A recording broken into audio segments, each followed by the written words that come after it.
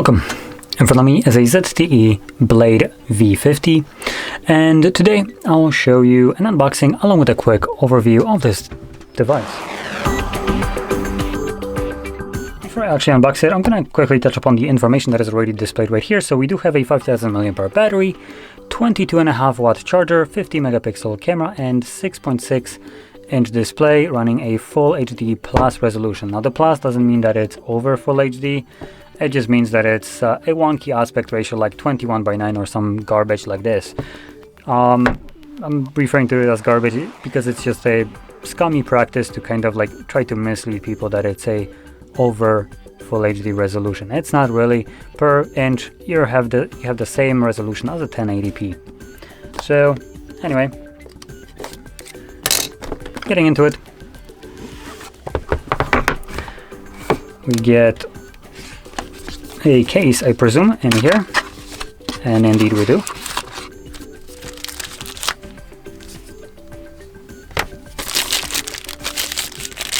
There we go, so there's our case. Now below that we actually have a screen protector. So you have one provided. This is a fully plastic one. It's nothing like super great, but it's nice that it comes provided with the device for free, or well, for the price of the device, I guess. Now moving down, we have the phone itself and a bunch of accessories.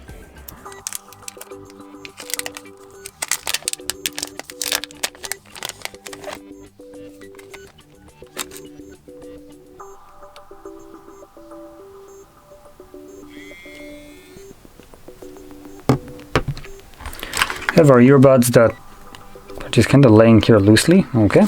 Then we get a Type-C to Type-A charging cable and a 22.5 watt charger.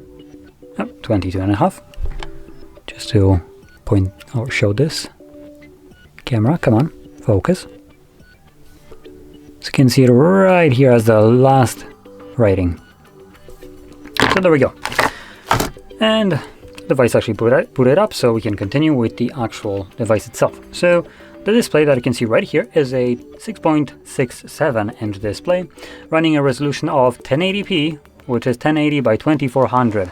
So even for a phone, it's not like super wild, off. It's just a typical 1080p resolution for a device.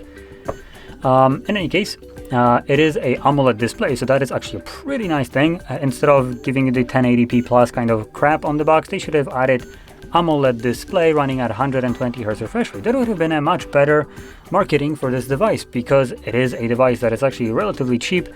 And that being said, I'm looking at a wrong device, which is kind of funny. This is the design, and I'm looking for non-design, I guess. Let's see if I can actually find it.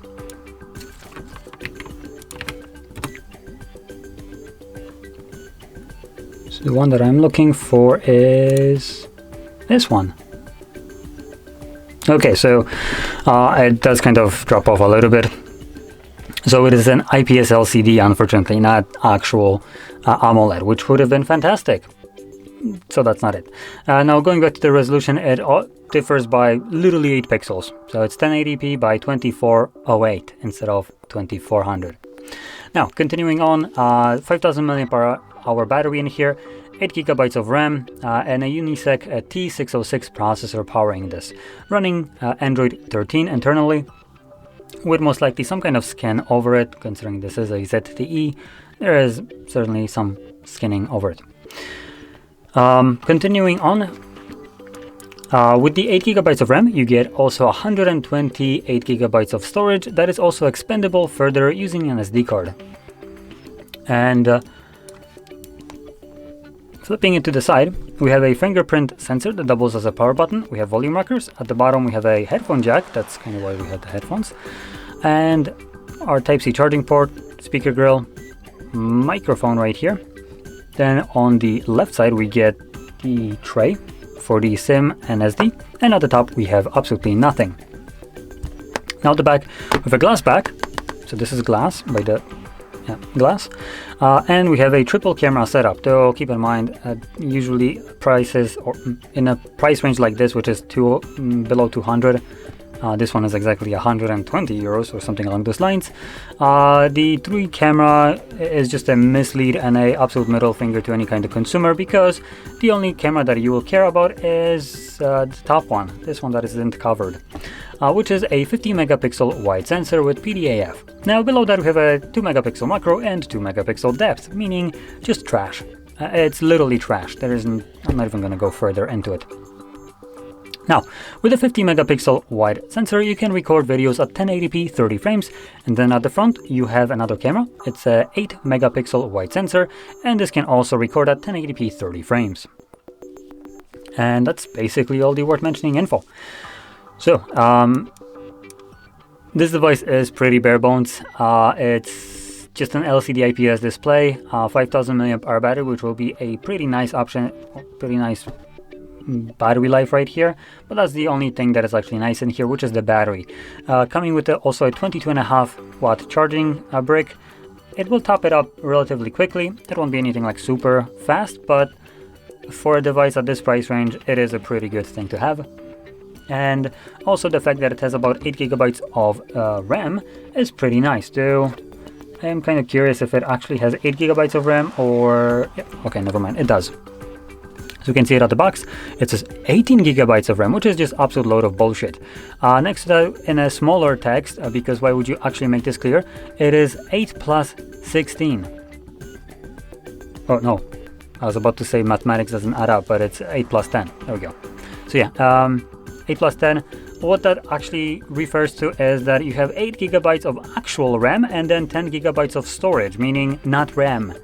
Manufacturers started doing this dog shit of malpractice, trying to tell people that they have more than they do actually have. You possibly with software could use storage as RAM, but the reason we haven't been doing that since the freaking beginning and racking over terabytes of RAM by using SSDs in our computers is because storage, as in SSD or NVMe even, which is also an SSD, is much slower compared to RAM. It's also much cheaper. And that's also one of the reasons why we haven't been doing that, because it doesn't actually compare in any kind of meaningful way. So this is just absolute scam. You have only 8 gigabytes of RAM, and that being said, 8 gigabytes of RAM is already a substantial amount for a phone like this.